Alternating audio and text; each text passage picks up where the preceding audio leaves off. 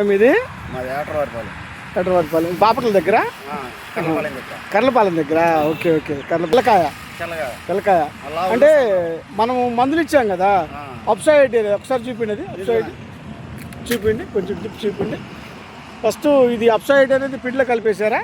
పిండిలో కలిపేసాను. అప్సైడ్ పిండిలో కలిపి ఇదిగోండి, ఇది ఈ బ్లాక్ షేడ్ అనేది అవి రెండు కలిపి పిండిలో వేసారు.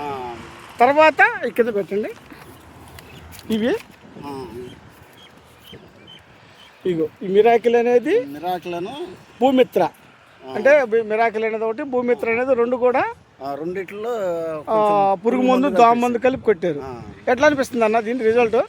పర్లేదన్న, అంటే పర్లేదంటే అసలు మొత్తం మూడై ఎర్రగా అయిపోయిన చేను కూడా పొండాకు వచ్చి ఆకు రాలిపోయే స్టేజీలో నేను కలిసా. నువ్వు కలిసావు. ఓకే.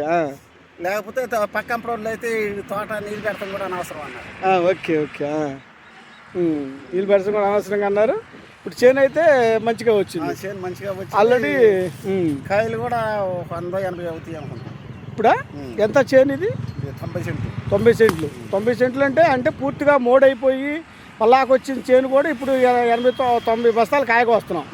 ఇది మనం ఇచ్చిన ఆ మిరాకిల్ కానీ, భూమిత్ర కానీ, అప్సోయిటీ కానీ, బ్లాక్ షేడ్ కానీ వీటన్నిటికి వీటిలో టచ్చింగ్ పురుగు మందును ముడతకి వేరే మందులు తీసుకొచ్చి కొట్టావు. Okay okay. అంటే పురుగు మందు దాముకు సంబంధించి కొట్టేవు. మిగతాది మొత్తం మన మందులే వాడావు, చాలా వరకు మన మందులే వాడావు. ఏది ఈ బ్లాక్ షేడ్ కానీ, బ్లాక్ సైడ్ కానీ, అప్సోయిటీ కానీ, ఈ మొత్తం కూడా తోట అయితే ఈ విధంగా ఉంది. మంచి గ్రోత్గా ఉంది. కాయ వచ్చింది. అటేమో రైతులేమో కూలోళ్ళు కాయలు కూడా కోస్తున్నారు. ఓకే, సాటిస్ఫై కదా? ఓకే.